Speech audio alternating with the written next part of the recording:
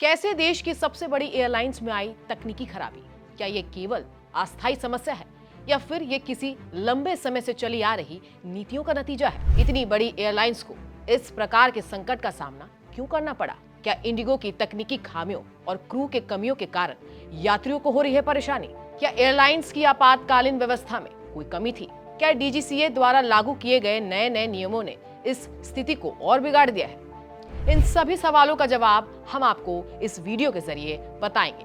नमस्कार, मेरा नाम है अंजुला पांडे और आप देख रहे हैं एबीपी लाइव। देश की सबसे बड़ी घरेलू एयरलाइंस इंडिगो इन दिनों गंभीर परिचालन संकट से गुजर रही है। गुरुवार को कंपनी ने तकनीकी खामियों और क्रू की कमी के चलते 100 से अधिक उड़ानें रद्द कर दी है। उड़ान रद्द होने के अलावा कई फ्लाइटें घंटों देरी से उड़ान भर रही है। इससे सबसे ज्यादा प्रभावित दिल्ली, बेंगलोर, हैदराबाद, अहमदाबाद और इंदौर एयरपोर्ट रहे हैं, जहां यात्रियों को घंटों तक लंबी कतारों में इंतजार करना पड़ा। बीते 48 घंटों में इंडिगो 200 से ज्यादा उड़ानें रद्द कर चुकी है। गुरुवार को अकेले बेंगलोर में 42, दिल्ली में 38, अहमदाबाद में 25, इंदौर में 11, हैदराबाद में 19, सूरत में 8 और कोलकाता में 10 उड़ानें रद्द हुई हैं। कई यात्रियों का कहना है कि उनकी उड़ानें अंतिम समय पर कैंसिल कर दी गई, जिससे यात्रा योजनाएं पूरी तरह से बिगड़ गई है। दिल्ली और हैदराबाद एयरपोर्ट पर सुबह से ही चेकिंग काउंटर पर भारी भीड़ उमड़ पड़ी है। सोशल मीडिया पर यात्री एयरलाइंस के खिलाफ गुस्सा जताते हुए लगातार शिकायतें दर्ज कर रहे हैं। अब हम आपको बताएंगे कि किन कारणों की वजह से इंडिगो की उड़ानें हुई प्रभावित।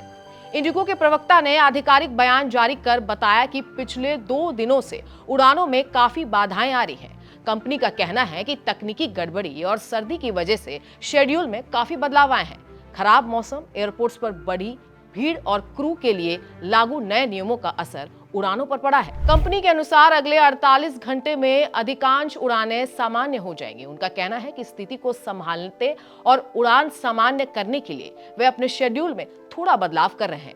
अगले 48 घंटों में हालात काफी हद तक ठीक होने की उम्मीद है। टीमें दिन रात काम कर रही हैं ताकि यात्रियों को कम से कम परेशानी हो और उड़ानें जल्दी से फिर से सही समय पर चल सकें। कंपनी ने कहा कि जिन यात्रियों की फ्लाइट प्रभावित हुई है उन्हें या तो दूसरी फ्लाइट से भेजा जा रहा है या फिर जरूरत के अनुसार रिफंड दिया जा रहा है।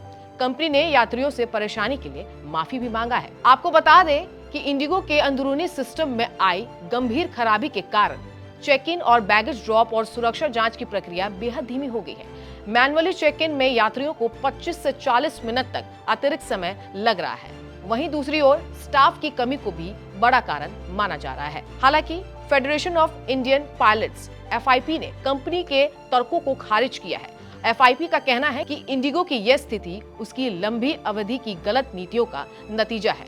कंपनी ने सालों तक बेहद कम पायलट रखे हैं, जिसके कारण आज भारी संकट खड़ा हुआ है। क्या डीजीसीए के नए नियमों से बढ़ रही है दिक्कत?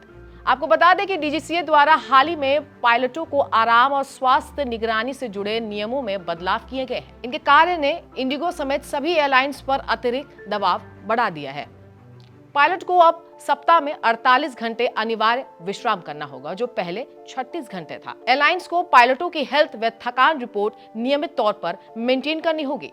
हर 3 महीने में डीजीसीए को रिपोर्ट देना अनिवार्य है कि पायलटों की थकान कम करने के लिए क्या कदम उठाए गए हैं। अब देखना ये होगा इंडिगो एयरलाइंस के इस संकट से गुजरते समय यात्रियों के लिए ये निश्चित ही एक कठिन दौर है, लेकिन कंपनी ने स्थिति को सुधारने के लिए अपनी पूरी कोशिश शुरू कर दी है। अगले 48 घंटों में उम्मीद की जा रही है कि उड़ानें सामान्य हो जाएंगी और यात्रियों को फिर से समय पर यात्रा का अनुभव मिलेगा।